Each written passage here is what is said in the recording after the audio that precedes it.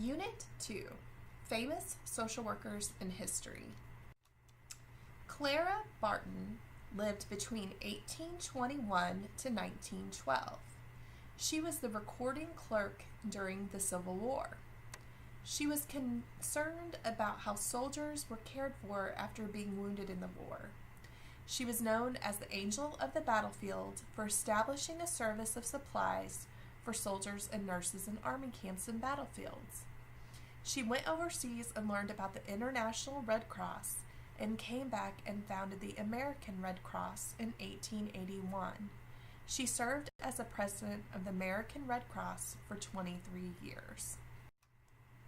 Jane Addams lived from 1860 to 1935. She was known for starting the settlement house movement in the United States.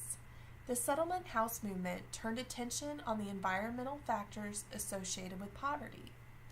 In 1889, she founded Hull House in a poor Chicago neighborhood where immigrants lived in overcrowded conditions.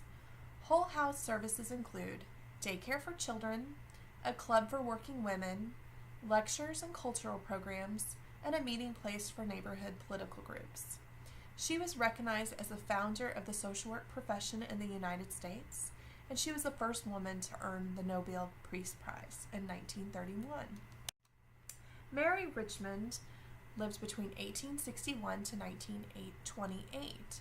In 1888, she became the assistant treasurer for the Charity Organization Society, also known as COS. The Charity Organization Society was developed in the 1870s in response to problems created by industrialization and urbanization.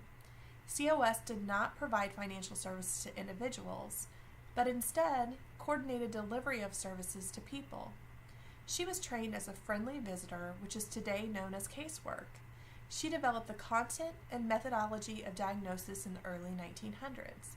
She began the idea that care had to focus on people and their environment, which served as the impetus to systems theory. She wrote the book Social Diagnosis, which is known as a foundation of scientific methodology for social work practice.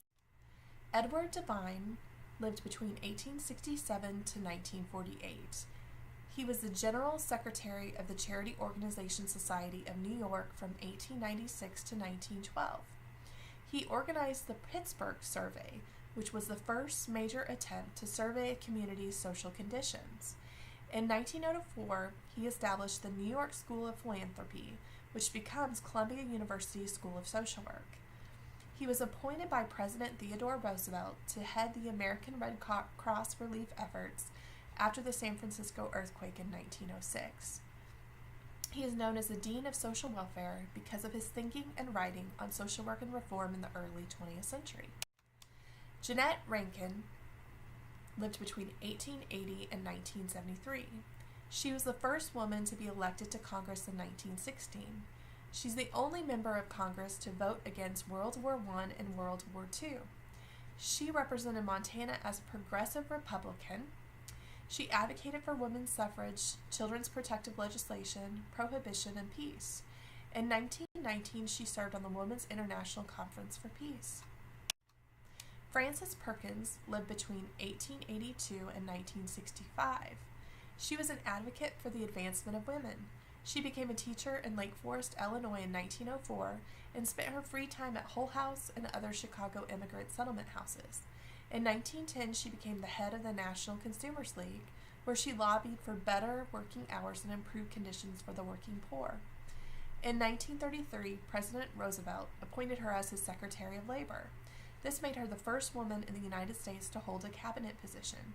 She served from 1933 to 1945.